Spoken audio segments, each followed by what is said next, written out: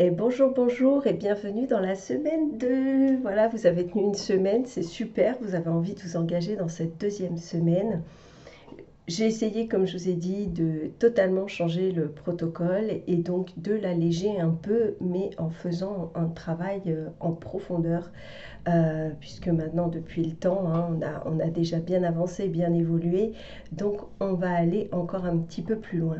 Pour cette deuxième semaine, je vous propose de continuer à réciter le petit mantra de réinitialisation et de renaissance quotidien qui est je crée une nouvelle vie qui respire la liberté, la paix et l'amour si si ce sont les mots que vous avez mis. Sinon, voilà, vous pouvez également les changer pour cette nouvelle semaine et mettre des mots qui, voilà, vous avez envie de mettre d'autres mots, et bien c'est ok aussi. Alors, vous pouvez également continuer comme la semaine 1, c'est-à-dire de continuer ce travail de purification du mental en vous apaisant au niveau auditif, c'est-à-dire en diminuant tout ce qui pourrait être pollution auditive. Vous pouvez donc continuer tous les jours à faire la respiration consciente. Je vous avais proposé de le faire chaque matin 5 minutes. Vous pouvez maintenant le faire matin et soir. L'idéal étant de le faire 3 fois par jour. On va y aller progressivement et donc là, vous pouvez le faire si le cœur vous en dit également le soir. Vous pouvez également continuer d'écrire la petite phrase de ce que vous laissez partir pour la journée. Tout ça, ce sont des rituels que vous pouvez mettre en place dans votre quotidien. C'est-à-dire que là, je vous propose de le faire sur 28 jours, mais bien sûr que si vous avez envie de le faire perdurer à l'année, c'est génial. Peut-être pas tous les éléments, peut-être pas tous les jours, mais continuer à avoir des rituels, c'est assez bon, notamment pour construire notre corps éthérique. Alors c'est vrai que j'en ai pas parlé précédemment. C'est un sujet que je crois que j'ai déjà abordé. Le corps éthérique, c'est le corps, une fois que nous mourons, qui s'en va. C'est-à-dire on laisse notre corps de matière et c'est le corps éthérique qui s'en va sur d'autres plans. Ce corps-là, il est plus ou moins abîmé en fonction de ce que nous vivons au quotidien. Ça peut être des maladies et surtout en lien avec tout ce qui est émotion négative. Donc, si vous avez une journée où vous avez beaucoup pleuré, ou été en colère, etc., vous créez des failles dans votre corps énergétique, c'est-à-dire le corps éthérique. Et en fait, ce corps se reconstruit la nuit lorsque vous dormez. Donc, il se construit ou il se reconstruit. C'est-à-dire que si vous avez une journée paisible, il va se construire. Si vous avez une journée difficile, il va reconstruire le corps physique, puisqu'il travaille en harmonie. Et le but, c'est d'avoir un corps physique quand même qui fonctionne jusqu'au moment de la mort. Donc, pour avoir un corps éthérique bien constitué, on va dire en bonne santé, si je peux utiliser ce terme-là, euh, justement, c'est important de se ménager durant la journée. Et c'est pour ça que je vous parle, et c'est pour ça que nous sommes dans la semaine 2, je vous en parle maintenant, maîtriser nos émotions. Puisque, voilà, si on veut éviter d'avoir des failles et construire notre corps éthérique, c'est bien de pouvoir maîtriser le mental, les émotions, avoir des moments où on reste zen. Et donc, ça permet, surtout le soir avant de dormir, de s'endormir paisiblement et de laisser le corps éthérique se reconstruire. C'est pour ça que je vous propose aussi de continuer à écrire ce que chaque soir vous laissez partir, parce que vous vous délestez à ce moment-là de justement d'émotions, de pensées, etc. Donc c'est pas mal de continuer à faire ces exercices-là. Surtout que sur cette semaine 2, donc nous travaillons sur la guérison émotionnelle avec l'élément feu. Donc voilà, je commence à vous parler de cette semaine 2, dont l'intention est de transformer sans violence ce qui pèse. Et oui, comme vous l'avez compris, le but c'est de tout faire avec douceur, être gentil avec soi-même, aller à l'intérieur de soi, c'est prendre soin de soi. Donc, je vous propose pour cette semaine de vous exprimer créativement. Donc, vous allez choisir ce qui est juste pour vous. Ça peut être le chant, ça peut être l'écriture, ça peut être le dessin, le jardinage. Bon, à cette époque de l'année, peut-être, je sais, je crois pas, mais bon, il y a sûrement des petites choses qui sont à nettoyer dans le jardin. Voilà, faire du mouvement, des étirements. Voilà, faites quelque chose qui vous permet de sortir du mental, justement. Ensuite, je vous propose de faire un petit rituel de pardon, du pardon. C'est-à-dire, justement, vous pouvez l'associer à ce que vous laissez partir aujourd'hui et le faire d'une façon un petit peu différente, c'est-à-dire de poser les mains sur votre cœur et de laisser quelques instants, fermer les yeux et ressentez ce qui se passe en vous, ce qui remonte, est-ce qu'il y a une tristesse qui monte, une colère, et justement d'aller chercher ce que c'est, de poser la question, parce que quand on travaille sur la pensée et les émotions, quand on apprend à les maîtriser, on se connecte à notre intuition, à notre créativité et à la vérité. Donc quand on prend un temps pour soi, qu'on ferme les yeux et qu'on se connecte à son cœur, eh bien il y a des choses qui remontent. Et là notamment, comme vous êtes dans ce cheminement euh, intérieur, de l'hiver intérieur, il y a des choses qui sont prêtes à se libérer. Vous avez préparé, vous êtes en train de dire à votre âme, à votre inconscient, que vous êtes prêt à vous libérer de ce qui pèse pour rentrer dans cette année 2026 au taquet et de façon vraiment libre.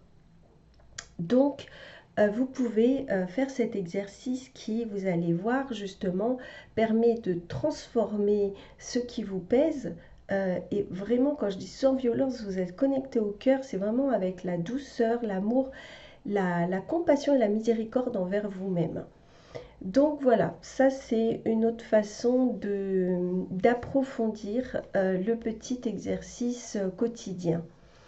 Le mantra de la semaine est je suis le silence et la douceur qui transforment. Ainsi mon feu intérieur illumine ma vie. Donc, bien sûr que ce que je vais vous dire et notamment les questions que je vais vous lire là seront dans le descriptif pour que vous puissiez faire un copier-coller, une capture d'écran et que ce soit plus facile.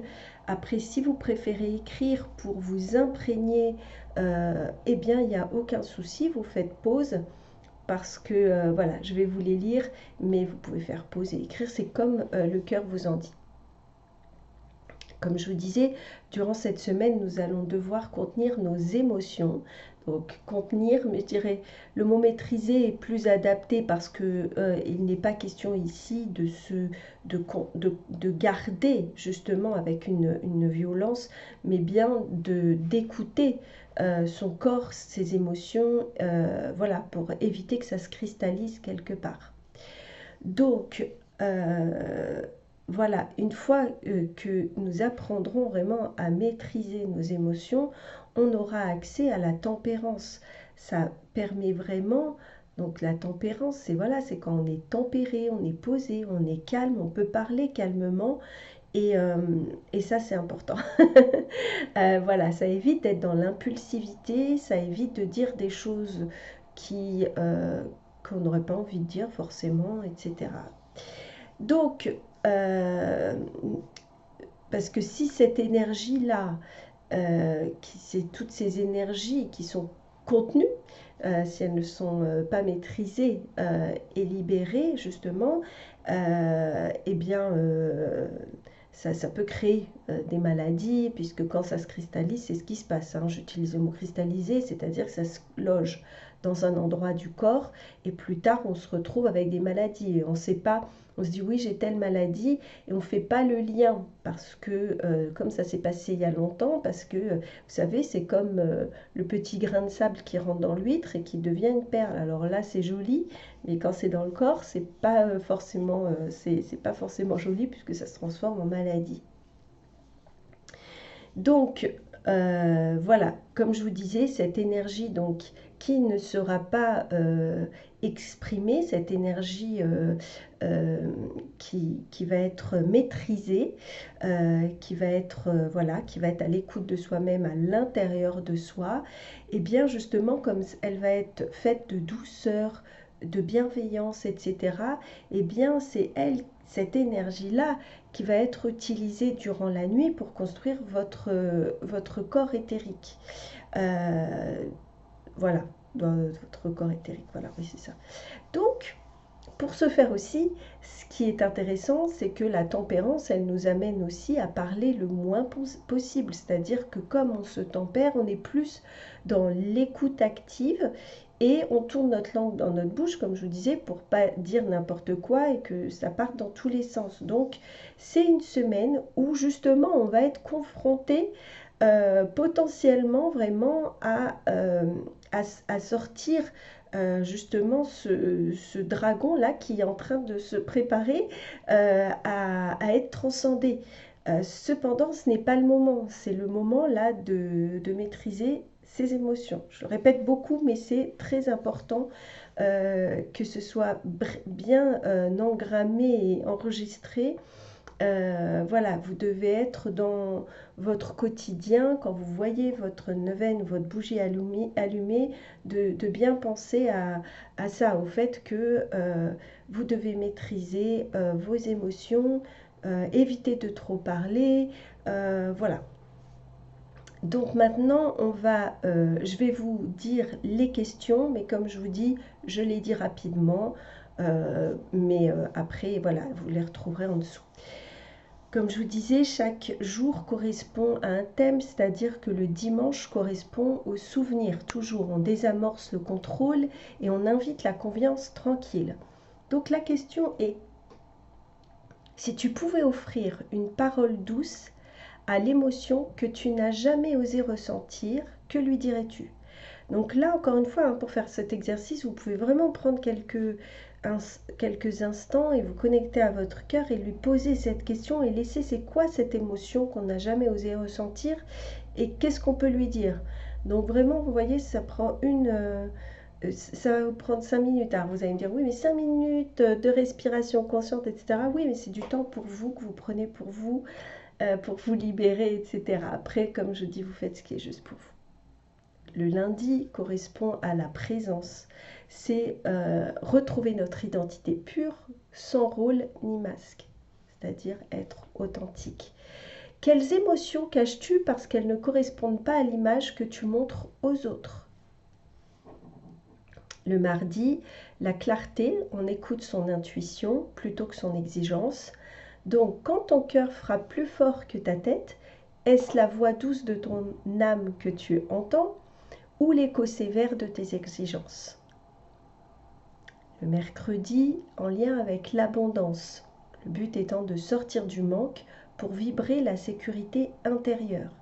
Quand ton cœur se serre de peur et de manque, es-tu en train d'attendre que le monde te rassure ou pourrais-tu te souvenir que la sécurité vit déjà, silencieuse, dans ta propre présence?